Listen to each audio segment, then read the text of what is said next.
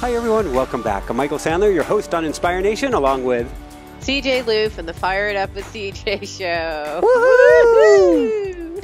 If you've ever wanted to achieve anything really big or even really small, then do we have the goal-setting law of attraction show for you. Today we'll talk about the power of goals, how to set them, why you want to set them now, particularly just after Thanksgiving, what they look like, why they're so important, and how to use them the kind, gentle, easy, good way toward your success. Ooh, that's a tongue twister. That plus we'll talk about Thanksgiving in a box, IKEA magic, long talks, missing home, poems and pacing races, the importance of shuffling, rollerblades gone sideways, MP3 madness, and why in the world Vivaldi is best for kitties. Okay. So welcome to the show, CJ. Are you ready to shine? I am ready to shine. Woohoo! I get a little snowflake one. Woohoo! So I've got to ask, you're dressed in red. Yes, the snowflake's coming down. Did you know I was in red beforehand? No, I was. I'm actually. This is orange for Thanksgiving, but of course we perfectly match the bird behind you. Yes, we do. The orange and red phoenix rising. It is called a kingfisher with a fish in its mouth. This brilliant colored bird leaving the water. It was just too good to pass up, even though I haven't seen any kingfishers this week. I did, however, have a possum visit us a couple nights ago. And so I spent some time. Oh, it's so cute. I've never seen a possum, and I didn't even know there's such a thing as a North American marsupial. They have a pouch for carrying their young. I had no idea. Oh, no, I did know that. But I forgot it. Now, it didn't show me its pouch. We just, stood looking at each other about 5 feet away for about 10 minutes. And in the dark of night, I had some lights on because I was cleaning things up outside. And we just spent a little quiet time together. It was so cool. Oh, very cool. I sadly, my only exposure to possum was knowing that people in Tennessee eat them. And the South. Generally, your people, where you are, eat possum. That's all I know. You figure. All I know is that in preparation for an interview that got pushed back a few weeks, talking about being kind of a fast food nation and how our addictive foods are killing us, that the South, I didn't know this, has the most challenged diet out of the whole country. And maybe that means one of the most challenged diets on the planet as far as the health repercussions for the diet. I don't know if that means stay away from the possum or not, but I think for all possum everywhere. I think it's probably the hush puppies, fried chicken, and barbecue, which are my all-time favorite Southern foods. Oh, no. I love Southern food. I know. I probably would blossom up if I lived in the South. And, the biscuits. In your territory? Mm-hmm. Best biscuits in the world. It's just basically butter and a little bun and a little bit of flour. So on that note, we'll dive into things here for today, and it might segue perfectly. What is Thanksgiving in a box? All right. So this year, my son Jida came back from college, and when I cook for Thanksgiving, and actually my mind generally during Thanksgiving is on like not a past life, but a past experience when your past is running your future.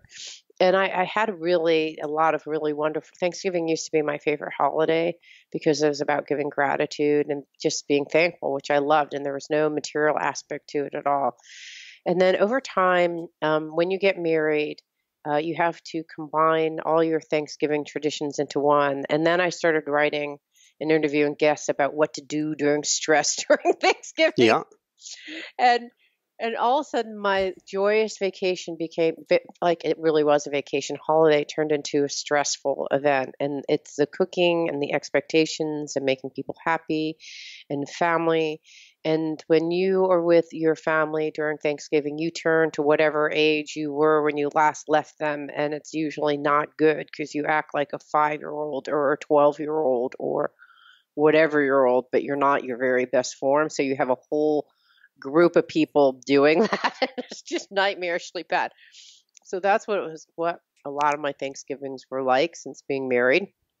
And And then the last couple Thanksgivings have been great because all of us have done our work, but I still have the trauma of like running around, rushing around, making people feel happy, and my mind had gone completely berserk. So to soothe my soul, I said, let's just go get Chinese for Thanksgiving. The Chinese food store was closed here on Thanksgiving. I tried this, CJ. They were closed for I didn't know there was such a thing. Yes, well, I know you're not supposed to. That's like the favorite. My husband is Jewish, and even though we're not practicing Jewish people, we do practice that tradition, which is we go to a Chinese restaurant during Christmas, Thanksgiving. So I thought, well, why don't we go? Because we have one of the best Chinese dim sum places in the country, a couple blocks away from us. Not blocks, but like probably about a 20-minute walk from us. So I decided to get, anyways, this is a long story. This is why we at 3 o'clock, we went to Whole Foods. We got for $79.99, bless Amazon or Whole Foods, we got probably like an 8-pound turkey. We got mashed potatoes, string beans, gravy, stuffing, and I made some sweet potatoes and dessert, which actually was awful. The dessert I made was awful, but we got everything in a box, and everyone was happy. I got to spend quality time with my son, and it was just it was such a blessing. Thank you, Whole Foods. Woohoo! So how was your Thanksgiving? It was amazingly quiet. Yeah, it was so quiet. Well, see, the area here is very quiet. It's kind of a touristy area. Now, tourists came back just the last couple of days. I didn't know they would reappear. There was a Thanksgiving parade, which I was unaware of and missed. The little child inside of me went, "Oh, no!" But Thanksgiving parade. Sunday night, Jessica cracked. She'd had too much of the silence. There's just nobody here, and there aren't even the trees to talk to. And so Sunday night, she wasn't planning on going home to visit her family till New Year's, but Sunday night she's looking at me, and I'm like, "Go, little one, just go." And so tickets booked Tuesday morning. Whew, she's out. I'm running the show, and so Thursday was just crickets for me and the kitty cats here. Wow. And I'm like, well, I'll get myself some Chinese. Man, so you had Thanksgiving alone, but you had to do Thanksgiving with your family. So your animal family. With my animal family. So that was very good. And it allowed me to dive into what's the topic for today, which is goal setting, because I use this time period, much better to use this time period now than New Year's, because you can set yourself up for success now by knowing how you want to jump into the new year. And so I use this as a goal setting, step back. What can I do to make myself super happy and super successful for the new year beginning now? And so Thanksgiving, I actually, I came up with I was asking myself the night before Thanksgiving, I said, "Self, what do you like to do the most? What do you like to do more than anything else in the world?" Darn it. I don't know. I should know this. I don't know. So I got on the computer and was, I don't know, doing my automatic writing or something. And I dove into doing some binaural music. And while making some binaural music, I said, I really used to love Native American singing and Native American chanting. And then I found some stock music I can use from binaural beats.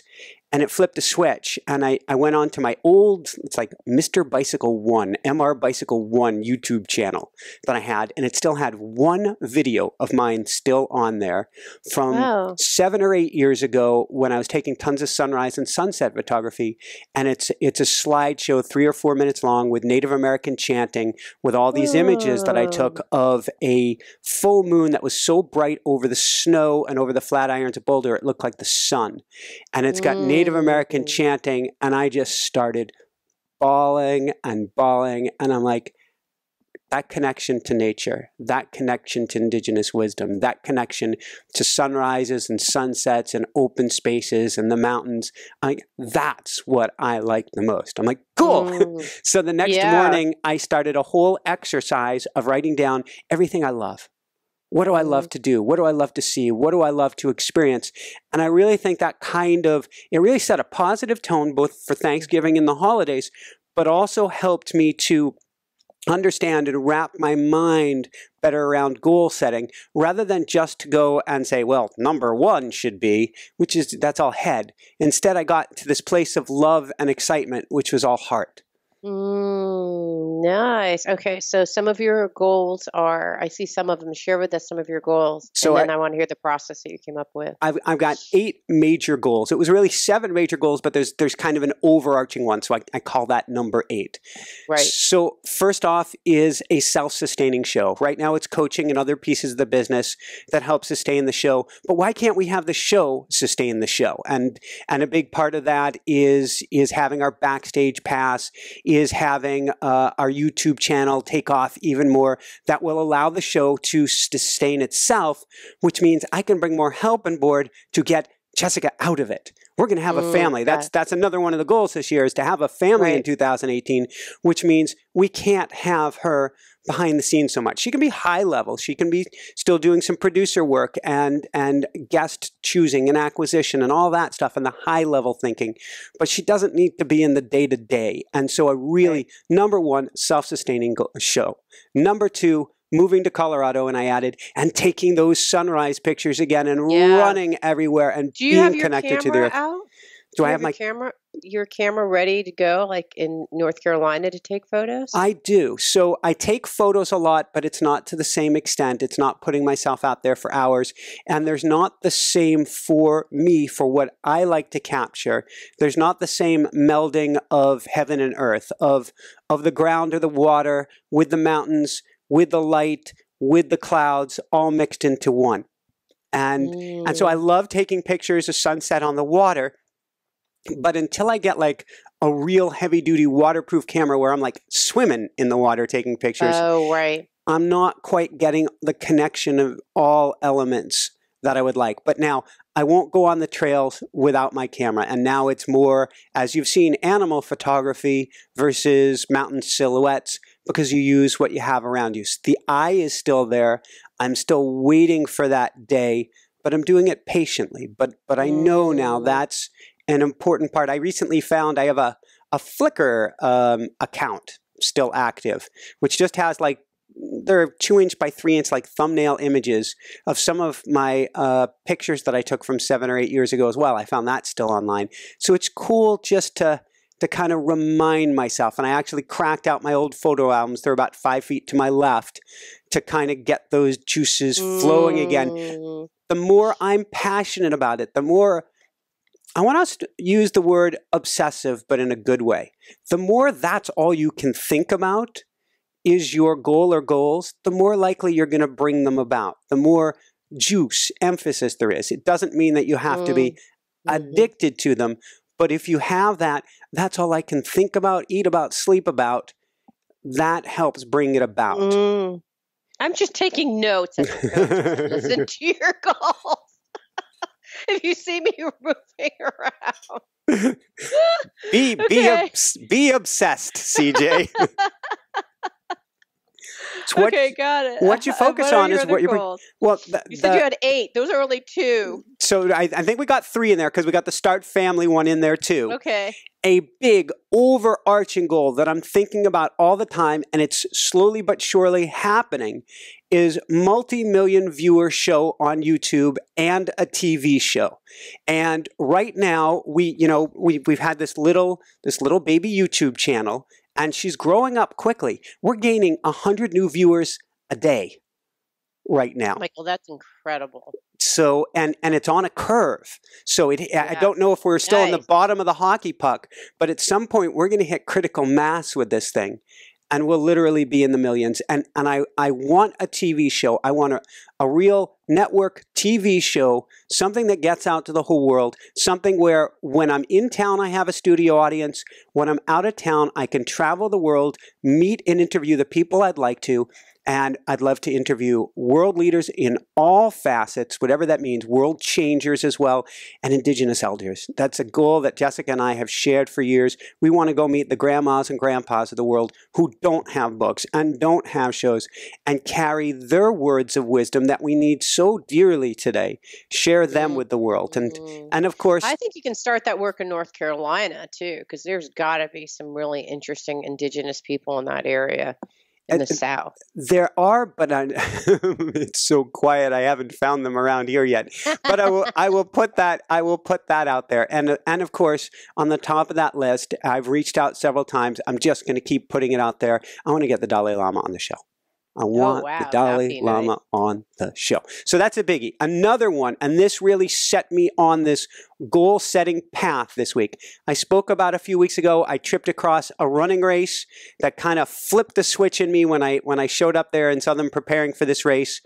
Well, I've been saying, since then I've been training, and I've been training really good. I wouldn't say really hard because I start kind, gentle, easy, good.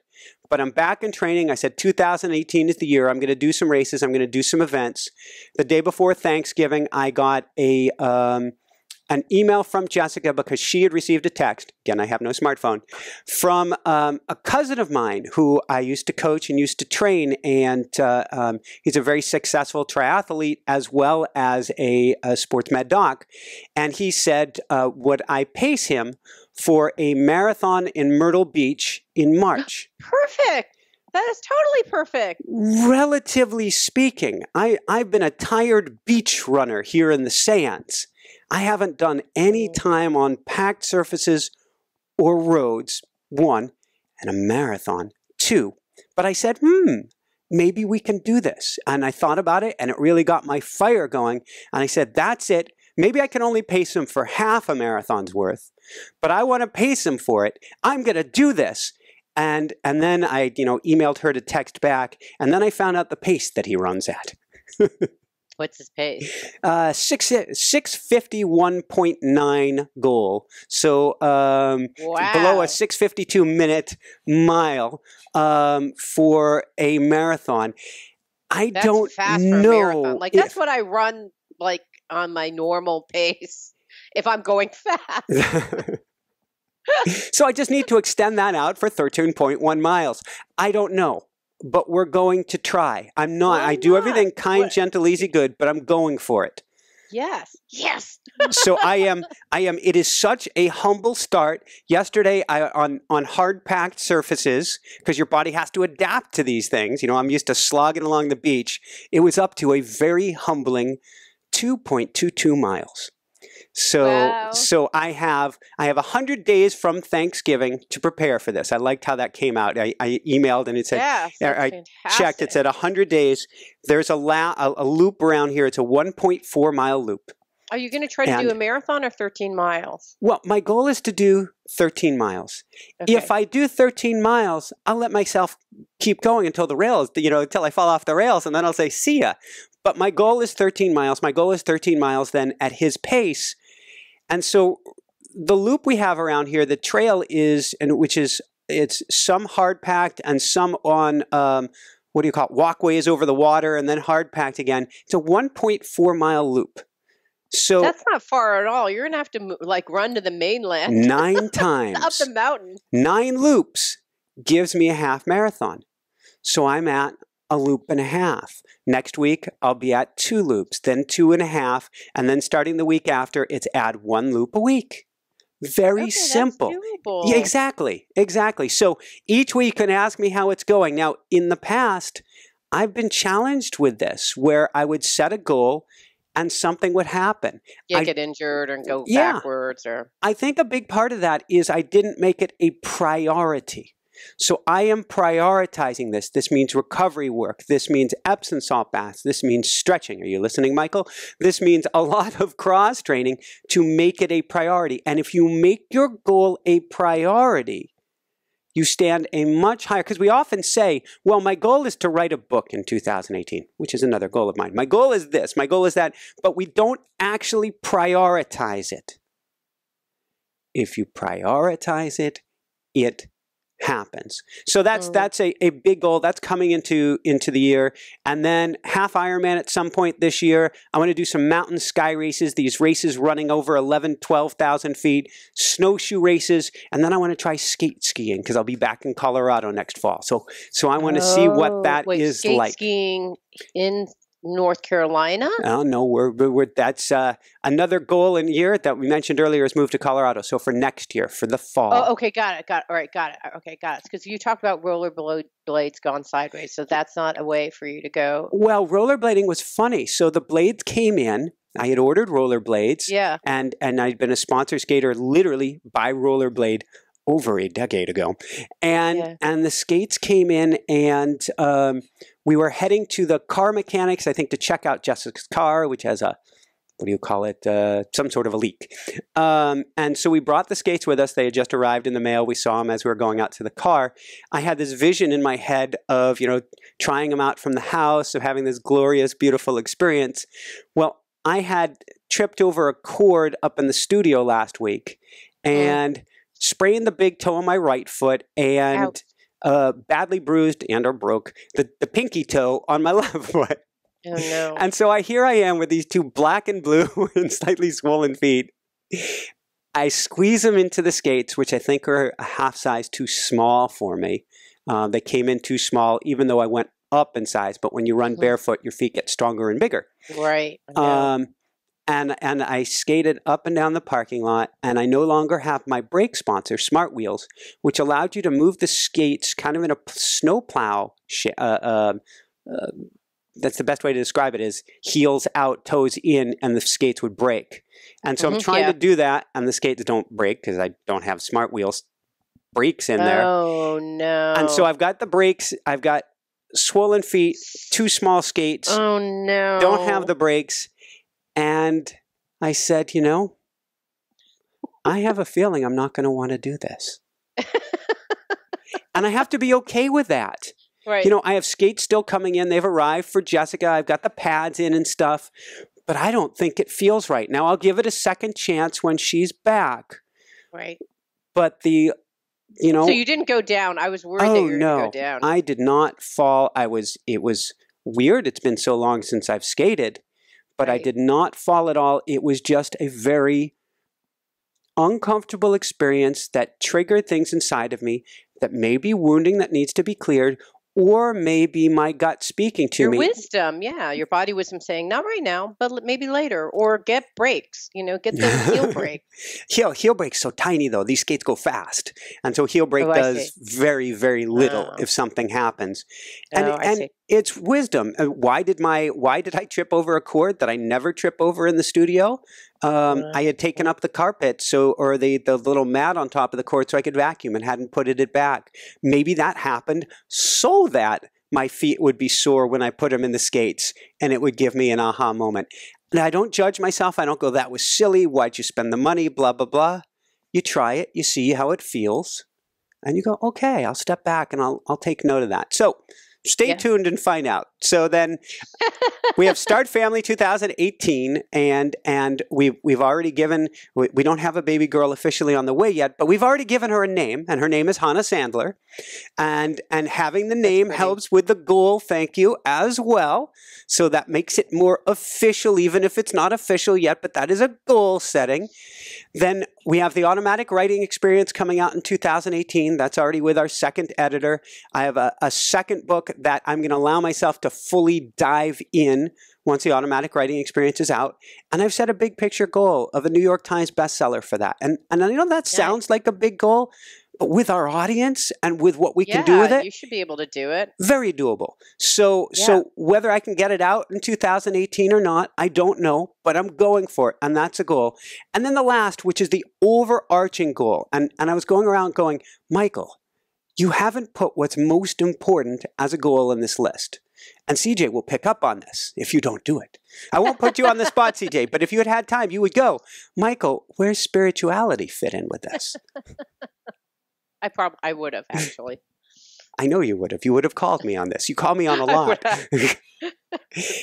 And my goal for 2018 and moving forward is simply, and there's a lot to it, but simply space. I want the space to practice more, the space to grow, the space to do more automatic writing, the space to dive deeper in my meditation. I'd like to explore shamanism, something which you've done quite a bit. I'd like to explore that a little bit and have the space to do it, and even the space to work on moving energy in the body, something you've done a lot as well. It all requires space. So an important overarching goal is, while I'm doing all of these things, which each one is a significant amount, I want to make sure that I'm bringing more space to my day. It both allows me to do things and allows me to step back. So number one goal for 2018 is make room for all of this and make room for my spiritual practice. Nice. I love it. You know, what I found is really interesting is that my clients in November and December actually drop off. But what I'm hearing you say is that in some ways it's kind of the best time to start is around December for the reason that you mentioned. Yeah, no, for coaching, it really is to get yourself started. I believe in what I call all hail King Mo, or for momentum. Or lately I've been using a banker's term, which is compounding, which means that the investments you make now make the big difference over time. So it takes time for them to build up a head of steam.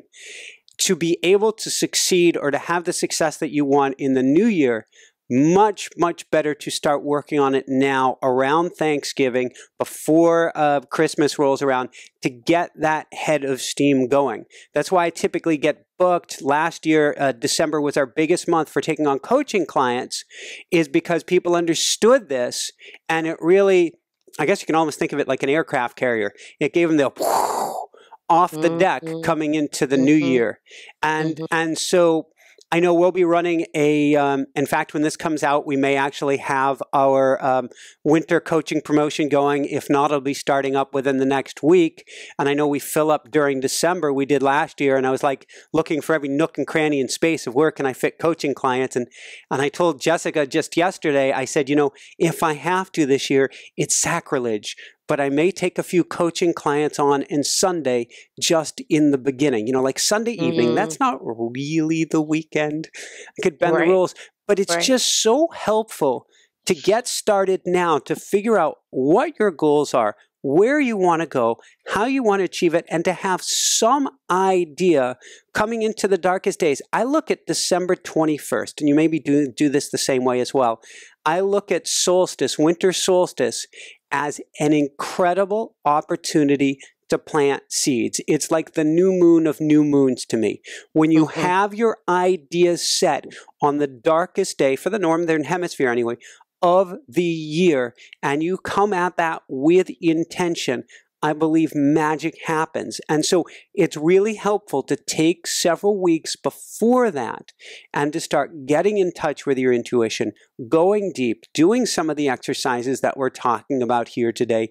And there's so many more exercises. You and I both have been gifted with the people we've had on our shows to have more tools than we almost know what to do with, which is a good thing. But when I do coaching work now, and I'm sure when you do coaching work, this time of year in particular, we can help ferret out where people want to go and set them up for success in the new year. Right, because what happens is that people come into the new year, they have a whole bunch of ambitious goals. They don't really have the why necessarily, and then they don't achieve those goals because they don't actually have the foundation that was set up beforehand. So in the December clients that you had last year, what are some of the things that you looked at to set up the foundation? Well, the biggest piece for setting up the foundation is being able to get really clear on your goal. Sort of like I've been going through and talking about how you can sense these things, feel these things. Just like you've been saying, it's so important to get some sort of a crystal clear understanding. You don't need an exact target.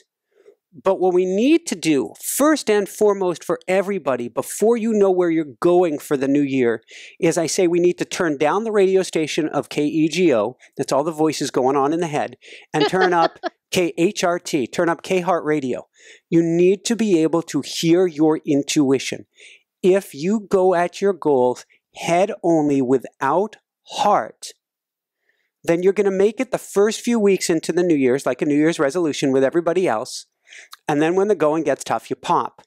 So we need to figure out what's in alignment for you specifically and nobody else. It's different for everybody else. Get very clear of what's in alignment with your heart, with your values, with your mission. And then we take off towards that in the new year. And this is the perfect time to do that. Well, it's the best present that you can give yourself is a sense of inner presence, presence to what you want. I like that. I like that. So be present. Give yourself the presence of coaching and being present. Little shameless plug there. But now is the best time to set yourself up for the new year. Yeah, I feel inspired. Woohoo!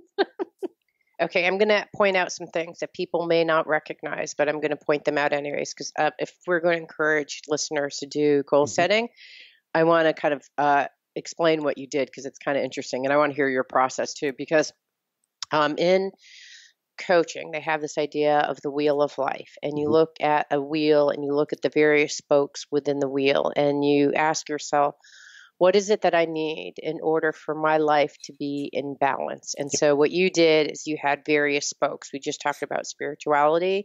You had a spoke for home. You had a spoke for family. You had a spoke for work. You had a spoke for finances. You had a spoke for, did I say health already? No, health/fitness. Yep. Health/fitness. And the only one that, and I think community, which is part of what so those are kind of typical ones that you have.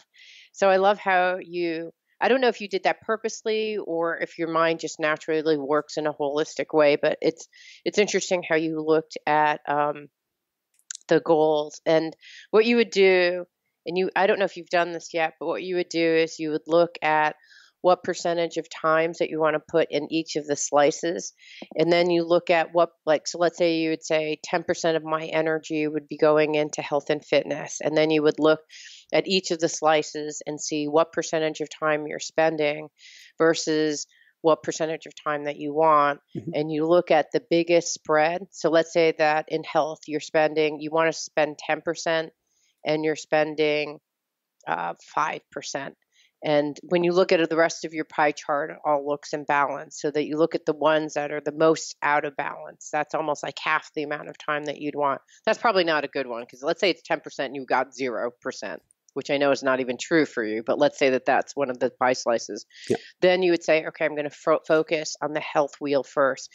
And what happens if you focus on your health goals first and foremost, then what happens is like somehow it balances out the whole tire and your whole thing just spins more fluidly. But just for folks who may be inspired to do their own goals, that would be look up the Wheel of Life. I think I have an article on my website, or just type in Wheel of Life and you'll find tons of exercises that are sort of kind of like that. I love it. There's part of me that was doing this intuitively. There's another part that was saying, what is your body elements? What is your mind elements? What is your spirit elements? How does this all balance out? So I was certainly looking at balance and are there any areas of my life? And I'm so glad you picked up on community, which is a big reason to move to Colorado is we want to get not just with the mountains, but with our homies, people we can connect and relate with, as well as our community Animal online. Community, right? And nature community too. We really want to start an animal sanctuary. Absolutely.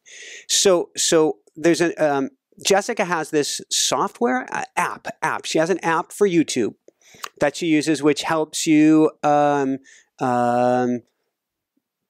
would be the word for it? Optimize your YouTube channel. And it's called TubeBuddy. And what TubeBuddy does is it looks at how your keywords are ranked. And then you press the sort button. She just taught me this while she was gone. She's like, Michael, I need you to do the TubeBuddy work for me. And I said, aye, Captain. You press the sort button and it reorganizes your key tags for your show to help you go up in the search engine rankings for YouTube. Perfect. Right. What people are naturally finding you under. Exactly. And so what you're doing is you're shuffling your keywords to have them bubble to the top. Well, I think it's important. TubeBuddy. TubeBuddy. Yep. Is it an online app or is it a website? I believe it plugs right in. I go on the computer to YouTube, and it works right in there once you've set it up. That's as Oh much my as I gosh, that's know. fantastic. Okay, I got to do it. I've got to do the same I'm thing. glad you're Thank you for taking the notes tip. here today. So, oh, she is she is rocking it with YouTube. You know, Man. if we did nothing else today, we're going to be at 100,000 in the next year. That's if she didn't do anything else, if nothing else was added or Wow. took off. But this shuffling concept is one that I think we get to do with our goals, which means today my biggest goal may be I've got 3 months, and it's not, but it could be I have 3 months to get ready for that half marathon. I better get in gear. That's my top priority. Then I may look at my priorities tomorrow and say, I want to get going on YouTube. That's my top priority. There is nothing wrong with some shuffling going around. It doesn't mean you're flip-flopping like a fish out of water. But as you're trying to, like you say, balance, optimize your wheel, it's okay if you look at the whole picture and say, right now I want to put a little more effort and grow this piece of the pie chart, and then I want to shift to the other. It's something, when I've coached Jessica, I did this fall with a lot of success with her. She had a lot of pieces of her puzzle and said, I can't do them all at once. I said, that's great. There's certain ones which are going to naturally take care of itself. For myself, the exercise piece is the easiest. Once I say, I'm committed, that naturally takes care of itself. Other pieces will take front loading, putting them first in the day. So let's look at, for her, once a week, having a goal of what you want to front load and make most important this week. And it could stay week to week, or it could change so that you continue to address each piece of that pie. Love it. Yeah, I actually have, I was thinking in the coaching class that I took, you would write your goals, your Uber goals. So you would take your 8 goals, and then every single week review that list. Bingo. You're saying you do it daily, and then look at small, like, and I actually have the same thing. If I decide that I'm going to work out, it's just going to happen naturally. I don't have to, it will just happen organically with not a lot of effort. But if I say something like, I want to increase my YouTube, it's like, okay, well, that's like lots of little mini steps that if you do one step, even a week, you'll move forward. You're going to be 52 times more advanced than you would have if you just put it on and did nothing. But every week you go through and plan it. So here's a funny thing. So on Saturday, my husband and I take a walk around the local lake or a nature walk every Sunday, and then on Wednesday. So twice a week we do that. But on our most recent walk, which was actually yesterday, because he's flying off today to a different place, to Montreal, I said, let's talk about our goals. And I don't even know what inspired me. I'm like, let's talk about our goals for the next year. And I said, I just want to talk about work. And I said, at the conclusion of our walk, I said, I think it's really important as we're now kind of moving from V3 of our life, or, family version of our life, to, the next version of our life. Let's say V4 or V3. I don't know. The next version of our life. What is it that we want? Because I've been actually thinking about this for the last 2 years and trying a whole bunch of different things. Do I want to take a full-time job? Do I want to work for a nonprofit? Do I want to do a hobby? Like all sorts of different things. And I said, I think it's really important for us every quarter or a certain point that we touch base to just see where we are and how our goals are evolving, because we're in transition. Yeah. And so we came up with a slightly different template, because we're in a different part in our life, right? You're in the V2 or V3 of your life, where it's about building and growing, that kind of thing. And our life is about expanding inside, not necessarily outside. I think there's a point in your life where it's more about spiritual growth than it is about this external growth. So I said, so what is it that we know about our lives so far? What have we learned about what we like and what we don't like? What is it that we want to do and that we love knowing, love doing? And what are things that we just don't know yet? And so we did something very similar. And I just focused on work, and we spent like about basically an hour apiece walking around the lake and talking about Cool. our aspirations. And so I was going to ask you, because as part of that, um, remember during the eclipse, there was about creativity, leadership, and then power. Those are the three things, because the eclipse was in the sign of Leo. Do you remember when the gentleman that you had on that I listened to as well? And he said during the eclipse that you want to focus on those three areas and what you wanted to manifest in those areas. And so I've been focusing on those since then. But part of that, I realized that I wanted fun, and I wanted freedom, and I wanted presence, and a sense of abundance. And those are the things that I've been focusing on. And yeah, yay! I love that, those because things. that's what I call, and I got more specific here, but that's where I go with coaching clients as well. You got it, the essence. So Yeah. the essence of a self-sustaining show, the essence of that is freedom. That's what the essence. So you went right for the essence, which is beautiful. Well, because I think we're in different stages in our life. When I was in the stage that you're in, it was about, okay, let's actually have tangible, specific goals and like concrete things where it's about growing externally and just being as big as you can possibly be. And for me now, it's about just a sense of inner freedom. Like, can I have a Thanksgiving in a box? Having a Thanksgiving in a box sounds, on one level, like, why not? Like, for some people, be like, that's fine. But for a lot of people, as a woman, it's like, as a woman, these are just societal rules, right? It's like, this is the way that you show love to your family, by cooking. It's about showing cooking, tradition, love. And so when you get Whole Foods in a box, like, that's sacrilege. Yeah, it is sacrilege. And I just thought, well, this is one step towards freedom. Woohoo! The next step is the vegan bird. Exactly. I had way more fun doing that.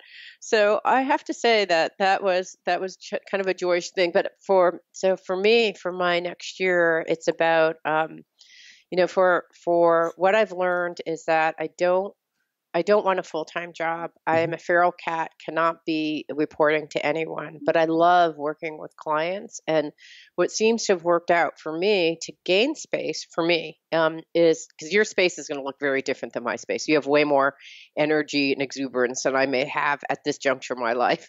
So it might be a little over the top, CJ. Well, I have actually over the top energy for my age, but I'm just saying. There's no doubt about this. Crazy amount of energy at your age, same as you. But I would actually, I'm going to take every month and a half, I'll have a training. And the most miraculous thing about this year is I made 5 times more money than I made in the past year, and I've worked way less. Awesome. Because I've been doing these group trainings where I just go in, do group training, and I'm doing these group trainings and I'm able to have space in between to do all the meditation and journaling and all those different things. So it's just been, and I'm like having so much fun doing these trainings. So it's like, I get fun, I get financial freedom, and I get just freedom to do whatever I want in between the space. So I'm really excited about that. So I want to continue that.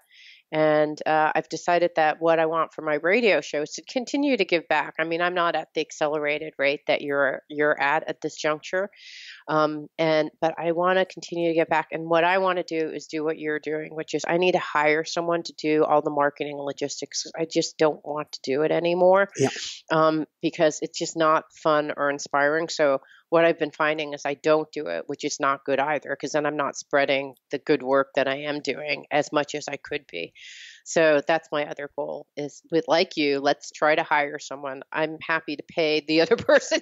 I will be an additional show that your person, if they have the time to do, because honestly, I think I need to have to do that because I just don't have the passion to do that anymore, the marketing piece.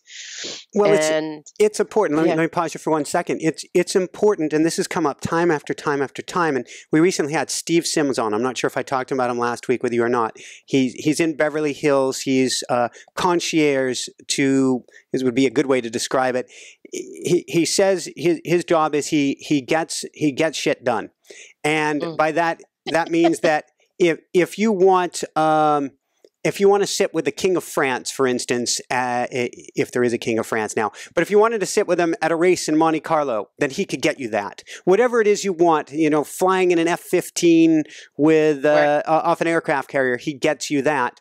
And it's about focusing on your strengths. And not focusing on your weakness. So yes, you could get the marketing done. You could get the other pieces. And Steve was talking about this. But instead, focus on what you're really good at and what brings you the most joy. And if you can, don't do the other stuff.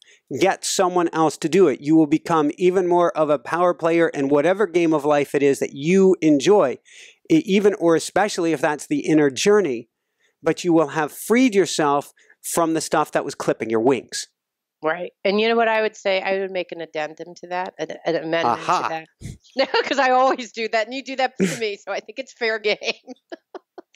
My only amendment is actually I'm really good at marketing, but I just don't have the joy. So the only amendment is even if you are good at it, even if it is your strength and it's no longer bringing you joy, then also spin it off because it's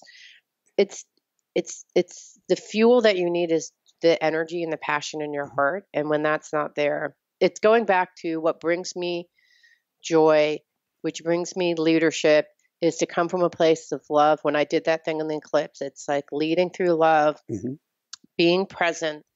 And then also, if I'm really leading through love and love of myself, and I'm really being present to my energy, I realize that I don't, like, even though my strength is in marketing, that time is no longer the time. It's not the time to do that anymore.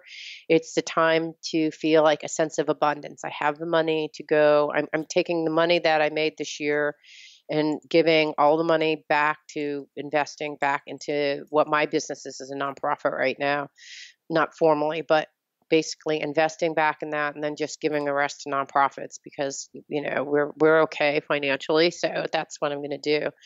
So anyway, so that's what, and then the other thing that I decided to do, which is going back to what you said, is be obsessed and going back to the heart and creativity and fun and freedom, which I think we have very similar themes. It's about creative expression, fun, freedom, lighting up your heart.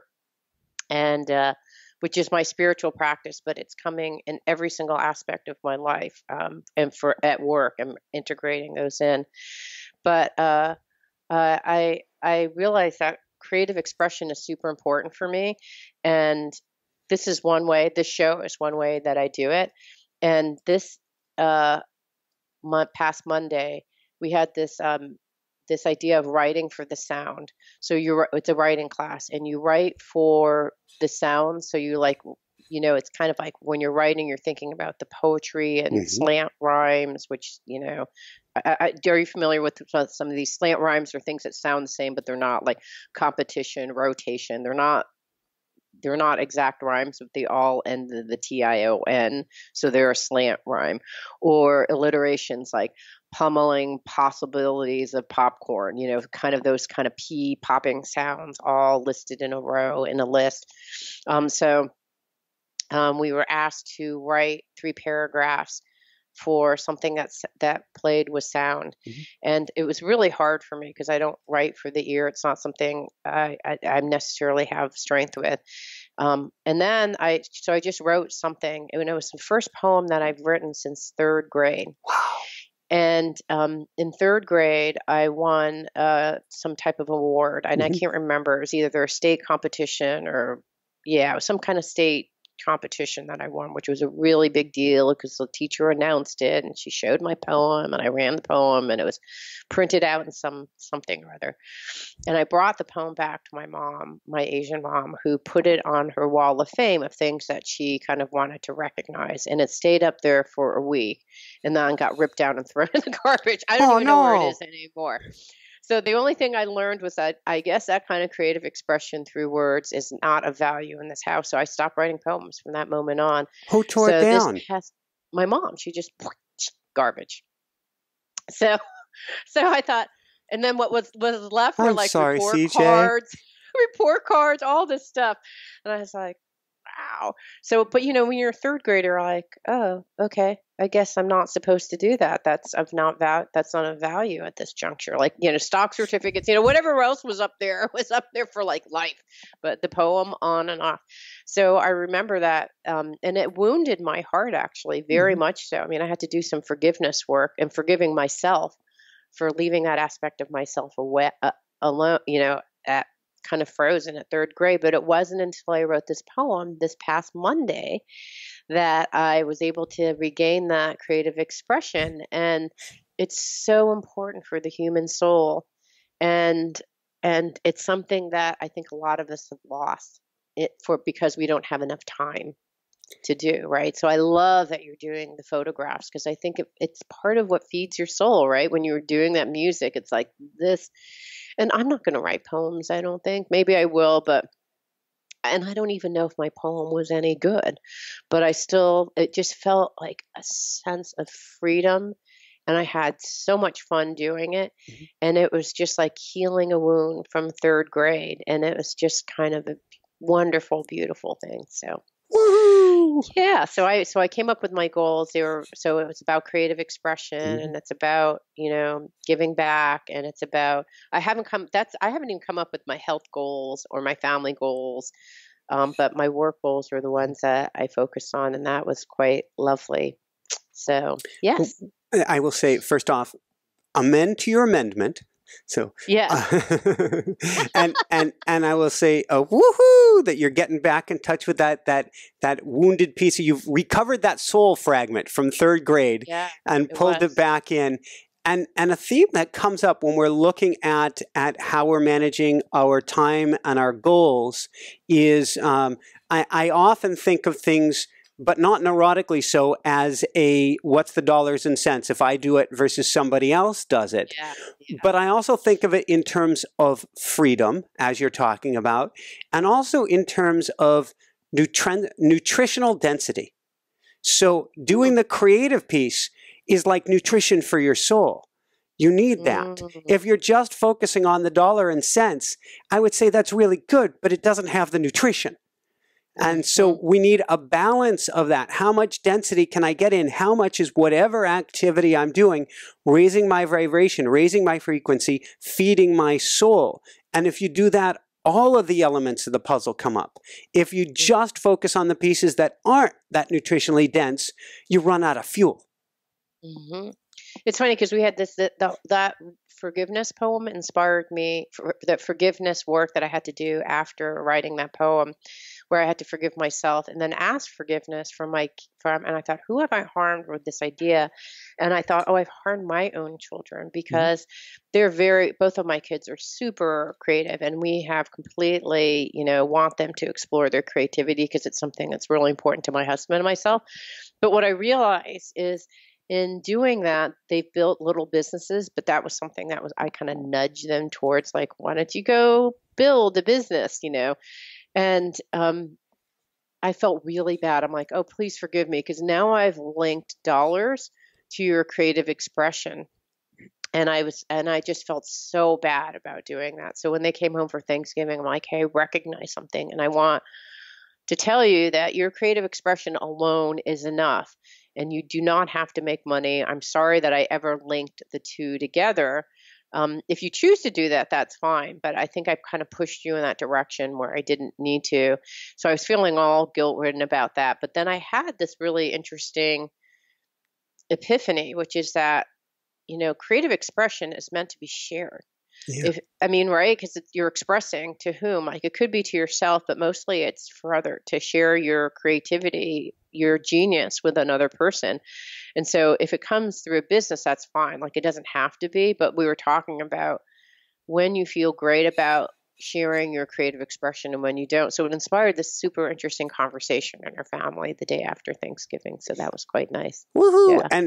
And Yeah. while you don't necessarily want to link dollars and creativity, oftentimes we think, and it's, I can't remember the play, which is from 50, 60, 80 years ago, that came up with the term starving artists, or Broadway production, or maybe it was an opera. I'm spacing what it is.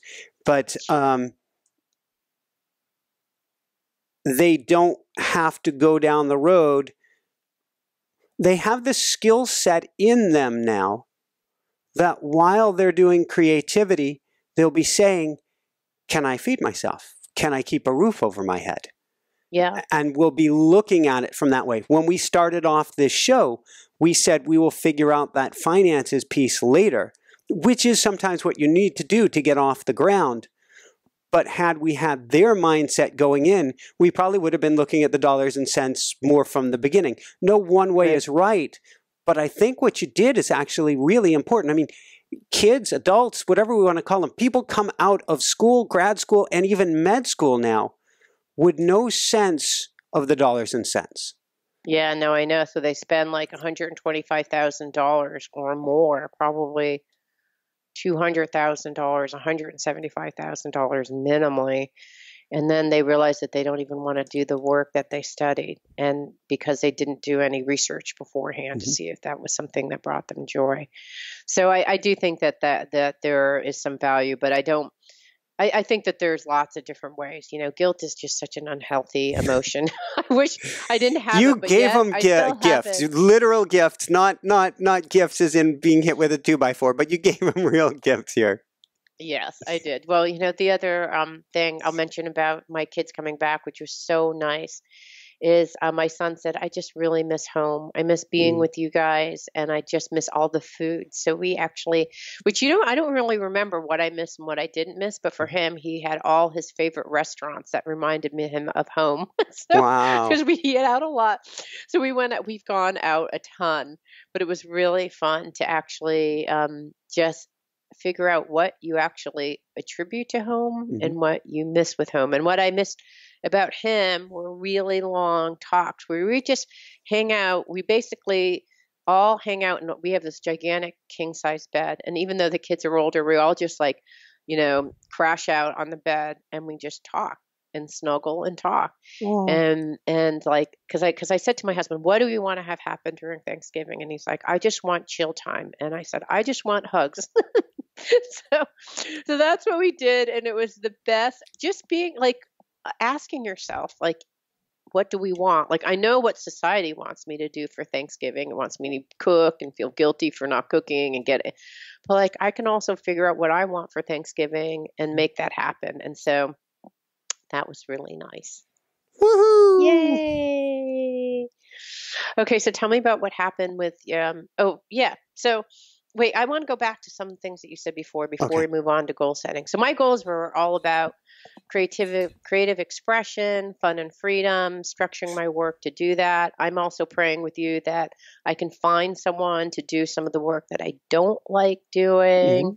I want to ask you about your process, because you said that, and I know you talked about some things, like you were talking about having, you know, some of those photos there as inspiration for your creative expression. But tell me a little bit about other things that you're doing. And you talk about weekly looking at your goals. What else is part of your process for goal setting? And why now? Because you said it's important to figure out now before the year begins.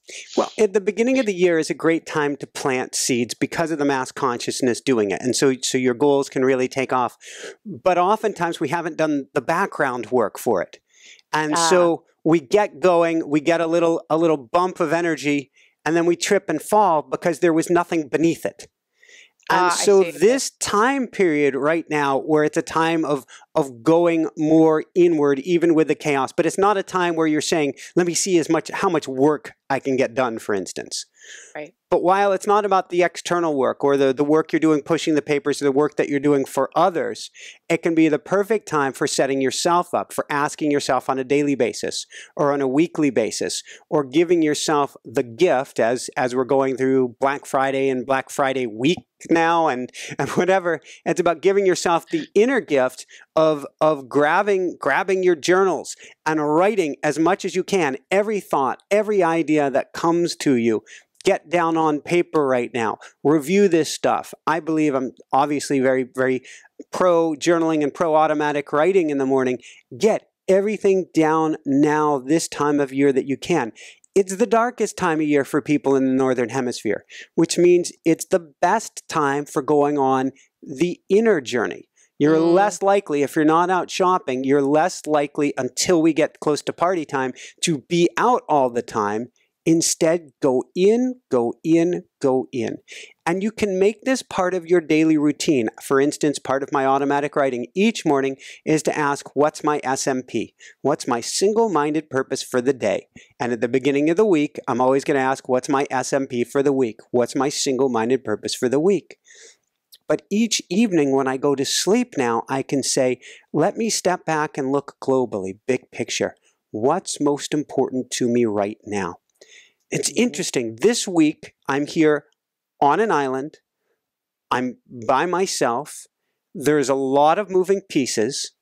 And I think back to when I was on Maui, big island, with Jessica, by ourselves, and stuff was actually blowing up on us there, left, right, and center. And I go, oh my God, am I repeating? Am I back where I was before? And I'm like, no, not even close. You're thinking more big picture now. You're taking yourself out of your bubble. You're continuously asking yourself questions and challenging yourself, not as in can you run farther and faster, but challenging yourself, why do you want to do this? Why do you want to go to Colorado? Why do you want millions of viewers? Why do you want a self-sustaining show? Why do you even want a family? Why are each one of these pieces important to you? And that amount of questioning, it almost sounds like grilling as I'm saying it, but that amount of questioning yourself from a kind and loving place, I think breeds and brings a lot of clarity that's missing for us when we just latch onto a goal without understanding the whys behind the goal. And I think that's where we get ourselves in trouble, because we can go for an awesome goal and we trip and fall at some point down the road because we never realized it wasn't our goal. It was somebody else's. Yeah, you know, it's funny. I just interviewed Peter Block, who, if you ever want to talk to, a great guy. He wrote Flawless Consulting, but he's really just a wisdom keeper. And he said, you know, when I talk to people in businesses, you know, they have all these goals. And when I say to them, what is the meaning in that for you? Yes. Which is a very different way of saying, why do you want to do that? But if you say, what is the meaning in it for you? It helps you go down what my husband describes from a workshop, go down the elevator shaft. So I really want to have creative expression. What's the meaning for you? Well, because it just feels good. Well, what's the meaning of feeling good for you? Well, I feel like a part of myself comes alive. Okay. So what part of yourself comes alive? Oh, I feel like a lost part of myself, you know, the person who loves to actually share through words. And it's like, okay, so what is the meaning of that for you? Well, when I actually share through words, I feel like I can do my mission. It's like, okay, so you know what I mean? So it's like a part of my mission that I haven't fulfilled. So then it's like, like that's actually the energy. That's where you get the fuel for moving forward is I want to express through words so I can actually fulfill a mission that I've been like part of my destiny is to do this. I may have stopped when I was younger, but I'm going to pick the ball I'm going to retrieve that part of my soul. It's called soul retrieval, the formal thing in shamanism. I'm going to retrieve my soul and bring forth that part of me that was left, you know, so many moons ago. So, but I think that what is the meaning for you is it's kind of a more, I'll just amend that as an alternate thing to ask. Ask whichever thing feels most inspiring to you. Why or what is the meaning for you? I really like that because I'm kind of a harsher on myself. I'm more like Why you want to do that, CJ? I'm going to, is it append your amendment or add to it? There's so many directions we can go, and I'm looking at the clock. We won't go to all of them, Okay. but I am both in my automatic writing, particularly in my automatic writing, but also at night, I'm asking, who am I on a global sense? Always asking, who am I? And clearly there's the spiritual universal who I am, but there's also the me that was here with a contract to do something why I'm here, which brings up the second question, why am I here? And then I try to drill down with those whys to the essence. One piece we can use to get at the essence is coming up with our own mission statement. Come up with your mission statement. You can hone it, you can change it. It can be pages long to begin with. Fine-tune it, fine-tune it, fine-tune it. Mine is simply put to help the world to shine bright. And so when we look at why do you want millions of people on YouTube, Michael? Is it this ego thing? Oh, I want to be. No, I want to see how much I can crank up the light in the world, how much I can be a contagious change maker of positivity and helping people crank up their inner light. To do that, I need to reach people. Right. And so it's in alignment with my mission statement. So it gets at the core essence. And when you get really clear on your core essence, and so I would leave people with the challenge of coming up with, over the next 5-6 weeks, come up with a mission statement. Write down everything that is about you, that is a part of you, that is important to you, and then hone it, hone it, hone it, and come into 2018 with an idea in a few sentences if you can, if not in a paragraph, of the essence, or to use a Jerry Maguire term, the qualm of what and who you are. That can be the guiding light for all your goals, and it'll make it very clear when a goal is not in alignment. Because it is so important to catch those things before you run for months, years, or a lifetime down a path that when somebody else steps back and says, you're out of alignment, first you don't hear it. But then when you do hear it, because they're a dear friend, you go, wow, why didn't I think of that?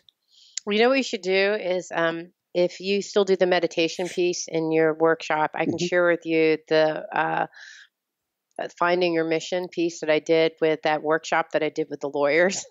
And it's pretty beautiful because when you do that, you get super simple, clear answers. And when I've done that exercise, my mission is to love, to live, and to learn. That's it. It's very, very simple. My girlfriend, who is a psychotherapist and an artist, her goal is to help. That's it. That's it. Like when it gets down to the pure essence, when you distill everything down, all the long sentences, it comes down to like little pithy things like that. I think for me, at least. And it seems when people have that, it's just easy, right? 2 words, to help. Mine were 3 words because that's just, I'm over exuberant. I've got 6. I put on shine bright in there. I couldn't resist. But it gets down to that level. And then you look and go, okay, when I look at all the goals that I have, am I doing that? And it's like, yep, I'm on mission. I'm on mission. How long of a meditation is that? Probably the thing that's weird is it takes like 10 minutes. The weird thing is that I can work with clients in kind of a more traditional way, and it will take like 6 sessions or like 6 hours of work. Or I can spend 10 minutes in a journey, which I prefer the latter. Is that something we could record at some time? Yeah, absolutely. I was thinking that may be kind of a fun thing to do since we're having this conversation, but that would be kind of a cool thing to do. Tell us about your promotions too that are happening. The fun things you have going on for people listening. Crazy MP3 MP3 sale we've got. So we've got 3 different MP3 players right now, and for people are saying, how do I give Inspiration to my parents, my friends, or even my spouse who can't figure it out and won't listen to the show? So what we did is we downloaded them all onto an MP3 player, which you can get on our website, it's pretty awesome, and it's pretty easy to use. We've even got one MP3 player has a clip on it, so you can wear it for dog you walks, can wear it at things like that, waiting for the bus. It's got a pedometer on it, so it'll actually measure your steps on the thing as well. Nice. So you can be getting fitter while you're listening to Inspire Nice. Nation. I like that. And we've got them all on sale. We put them on sale, and then for your first purchase, it's 20% off. And then, as I mentioned last time, if you join the Backstage Pass membership program, and that's just $7 a month, you get 30% off everything. So, nice. so you can go crazy on your gifts. And it's really fun geeking out with some electronics here and being able to share the love with people who normally wouldn't be able to get Inspire Nation, because now they don't have to figure out how to download anything. So you have it as a Black Friday till supplies last, or like how long is this promotion It's for? till supplies last. So your first, the 20% off is only for the holiday. The 30% off is only for the holiday, but we will have them on sale till supplies last. What does supplies last mean? It means when the little elves, known as Michael and Jessica, go, we produced as many of these as we can. That's Lord, I it. did what you We're asked. done.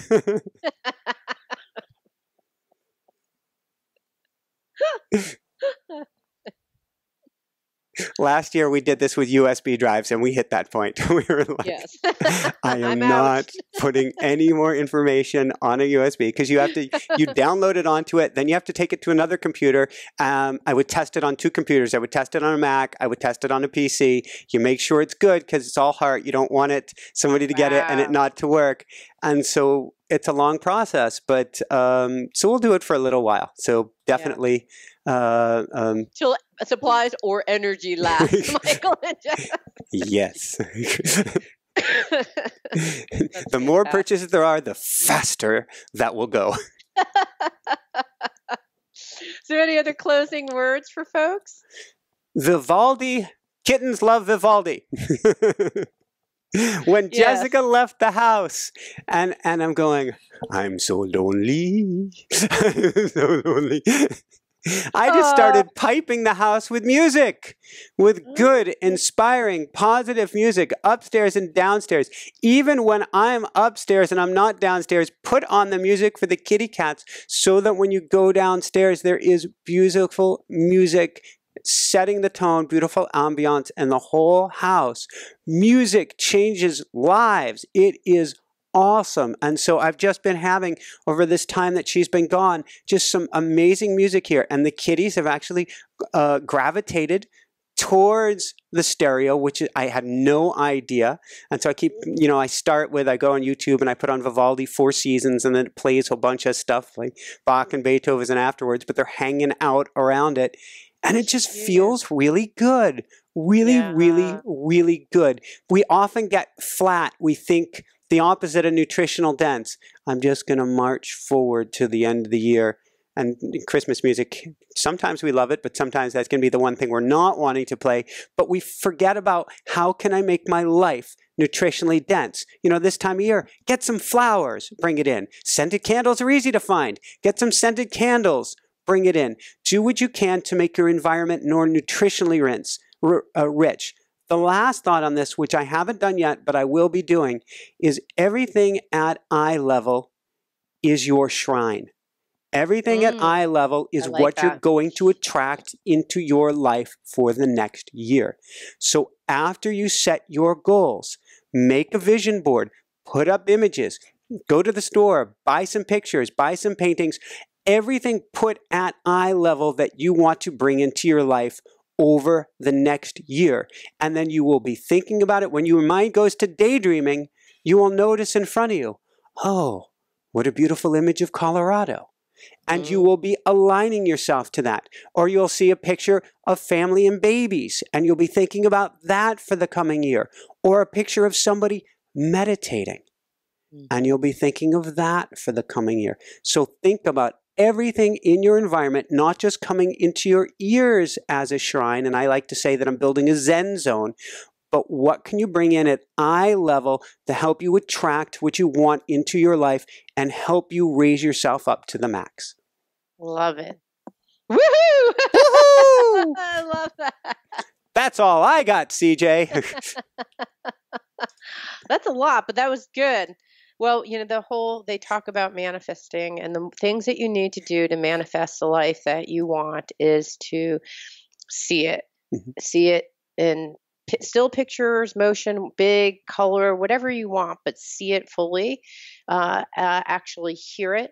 So put around music that inspires you or that represents what it is that, where you're trying to go. Feel it. And if you feel those things, taste it, smell it, whatever you need to do. To me, like the candles are smell it.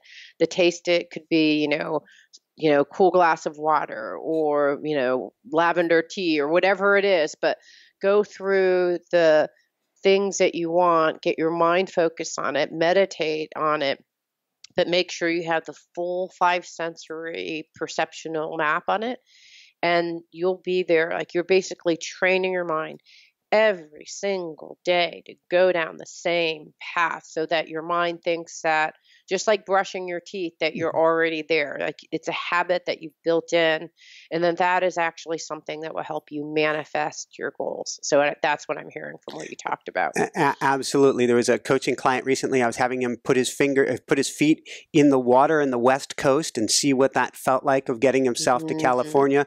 I see myself running on the trails, snapping the picture of the sunrises, the mountains behind me, feeling the cool, crisp air, taking it in, feeling it on the nose. It's kind of tingly and light because it's a much thinner air at high altitude. What that feels like. My hair's on end on my skin against the cold mountain air. What that feels like. The crunch of the kind of scree. It's kind of this chewed up granite that's in Colorado on the trails, of feeling that crunch, crunch, crunch. And so I've taken myself there in the sensory experience. For the TV show, I can see myself with the indigenous elders around the world, what that feels like, what the environment's been like, what are the trees are like. I come back, I've got a studio audience, what those hot lights on me feel like, of those TV camera lights, of making eye contact. You got to look down so you're not blinded by the light. Making eye contact with the different people. I love it when I'm on stage. I want to make that personal connection with everyone. I can see the timer going to when all of a sudden show's live and it's going, and I can feel myself even sitting into that nice comfortable chair or couch as I get going. Every piece, I can even smell, because we're going to use vinyl, not leather, because we didn't kill an animal to get that furniture for the show. I can feel it on my booty there because I've gone through the whole experience. You take it to a whole nother level, and that's a level that is super helpful, frankly, honestly. I just have one where my heart is like there's beams of light just bursting through my heart, like my whole heart explodes open like a peony's flower, and it just bursts open, and I just feel a sense of like lightness and freedom. And then there's just like a beacon of light that goes through my body and just so it's pretty simple, lot shorter, but that's basically that's pretty mega powerful. Yeah, that's what I think. That's my goal. Yay. On that note, for everyone out there, this is Michael Sandler and CJ Liu from the Fired Up with CJ show, saying, be well, have fun, crack that heart wide open, and get that light going out of you as well towards any and all of your goals. Don't be shy. As Auntie Pua from Maui, a great indigenous elder, used to always tell us, you shame, you starve. Think big and go for it, and shine bright. Woohoo! Snow. Thanks so much for watching. If you enjoyed it, be sure to like below. Also, leave your comments. Have some real fun with it. Subscribe to our channel where you're going to get more great videos, more interviews coming up. And check out our website, inspirenationshow.com. That's where you'll find tips, blogs, information, videos you won't find anywhere else, and useful and helpful resources to really help you kickstart your life and to shine bright. Thanks so much again. Thank you for your support. Like, comment, subscribe. See the website. Thanks so much and have fun. Of course, shine bright. Woohoo!